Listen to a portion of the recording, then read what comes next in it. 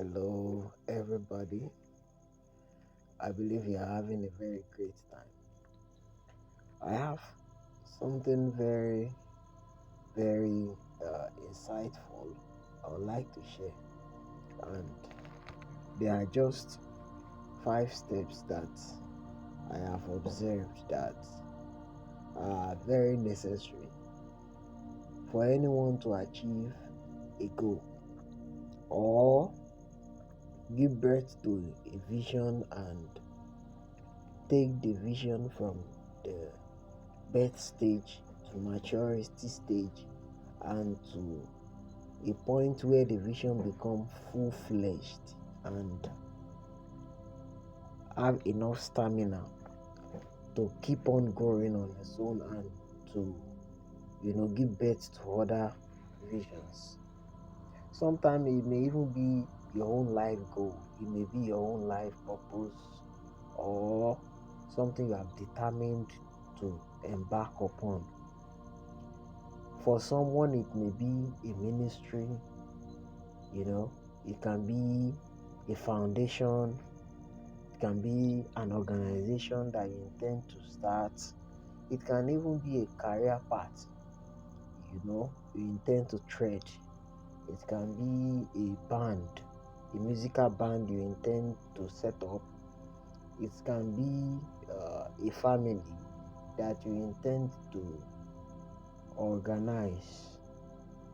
Every little thing that has in itself the capacity to be born, to grow, and to enlarge, they all have 5 attributes. And these 5 attributes are what I am going to be, elucidating in this section. And the first stage is the conception stage. Sometimes this may be the most difficult part of any goal at all. You can't give birth to something you have not first conceived in your heart. This may be the most challenging part of any goal process. It's the most challenging because if something doesn't come to your mind, it's difficult for any other person to help you from there. You don't have an idea coming to you. You don't have anything trying to germinate on your mind. It's difficult for anyone to help you. This is the most reason why you always have to keep your mind fertile and productive and conceptive, so that when ideas are coming, when the word of God is coming, when God is trying to spread seeds, they can drop on your heart and those seeds can germinate, and grow, fertilize, and become useful. Then that is when you can give birth to it. Let me give you an instance.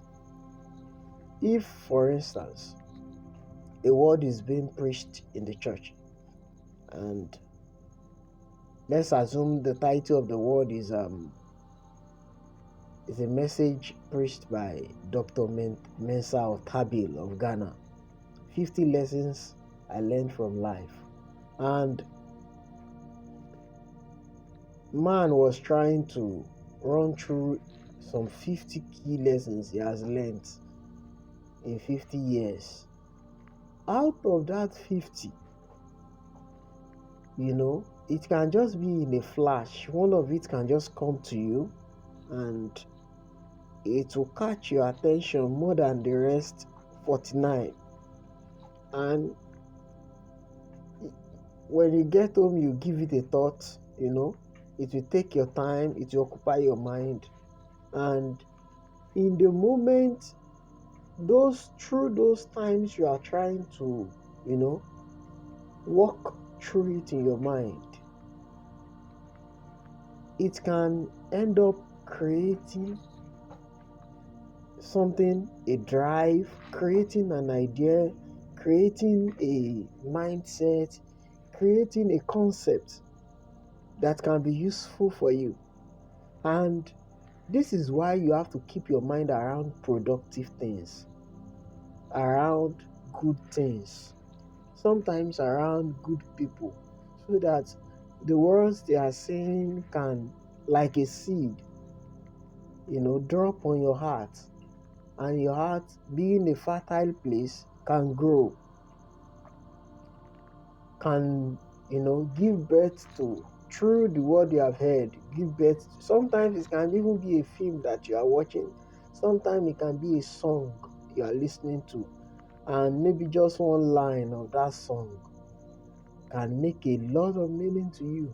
And by the time you are going through, so this is why you go through it, you are supposed to ingest a lot of positive things. When you ingest a lot of positive things, they increase your chances of having a lot of seeds dropping in your fertile mind. And when those things drop on your mind, you have the potential to give birth to an idea, give birth to a company, give birth to a ministry. You understand how it works now? This is why someone like Joyce Meyer wrote a book, Battlefield of the Mind, trying to tell us that your mind is a battlefield for both good and evil. It's a battlefield for the Spirit of God and the spirit of the devil. They always try to contend for a place. The reason is this: that heart is a fertile place where seeds drop. And when they drop, they have the potential to germinate. So if you feed yourself with dangerous stuff, 24 hours, 247, the only thing you give birth to is corruption. You keep giving birth to corrupt words, corrupt ideas, corrupt motives, corrupt moves that you intend to undertake. That's how it works. Anyone that sows the flesh will reap corruption.